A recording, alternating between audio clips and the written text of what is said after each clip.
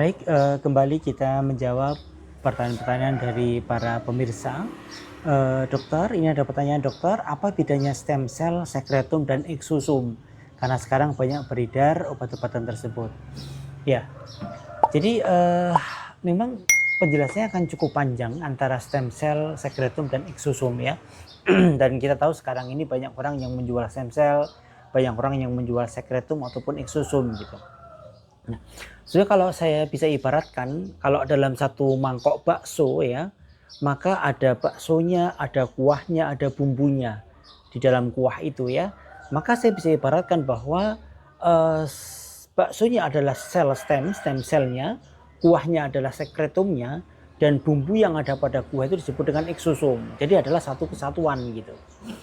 Nah, jadi stem cell itu adalah sel yang berfungsi untuk regenerasi jaringan, untuk merepair, untuk memperbaiki jaringan kita yang rusak. Kalau ada sel yang rusak, jaringan yang rusak, maka bisa diperbaiki dengan stem cell. Dan di dalam tubuh kita, masing-masing organ kita punya stem cell. Liver kita punya stem cell, otak kita punya stem cell, ya, jantung kita punya stem cell. Jadi setiap kali ada gangguan, maka dia akan merepair, akan memperbaiki diri sendiri. Namanya stem cell endogen gitu. Nah, selain stem cell itu, ternyata stem cell tadi juga akan mensekresikan, akan menghasilkan cairan yang fungsinya adalah makanan buat sel tadi untuk tumbuh gitu. Yang disebut dengan sekretum. Sekretum ini isinya sangat banyak. Ada growth factor, sitokin, kemokin, dan salah satunya adalah exosome. Jelas ya, bahwa sekretum cairan tadi itu berisi banyak sekali growth factor, sitokin, kemokin, dan ada exosome di dalamnya. Jadi exosome adalah bagian dari sekretum gitu. Nah, sel tadi berfungsi untuk berdiferensiasi menjadi sel yang diinginkan, akan berubah menjadi sel yang diinginkan. Misalnya kalau ada liver rusak, maka disuntik stem cell sel tadi akan berdiferensiasi menjadi sel-sel hepatosit di liver misalnya. Nah, sementara sekretum dia akan berfungsi sistemik gitu. Growth factor itu ada banyak sekali, maka dia berfungsi sebagai anti radang ya, kemudian anti kematian sel, anti fibrosis ya.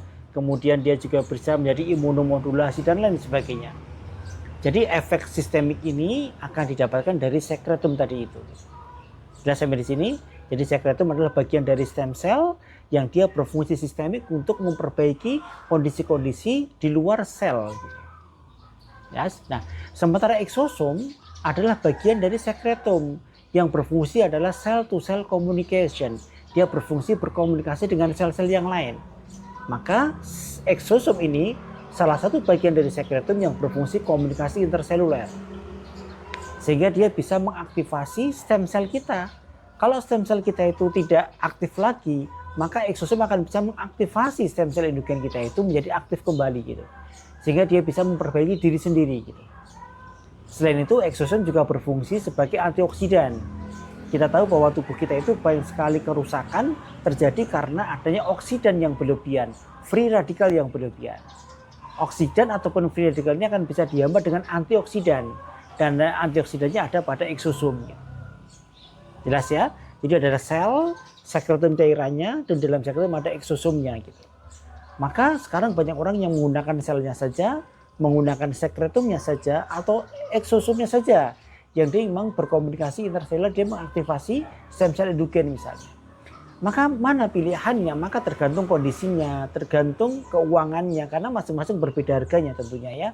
Maka silahkan berkonsultasi dengan dokter yang paham stem cell, kemudian akan dibicarakan kira-kira mau pakai sel atau mau pakai sekretum atau mau pakai exosome. Banyak hal yang mempengaruhi itu.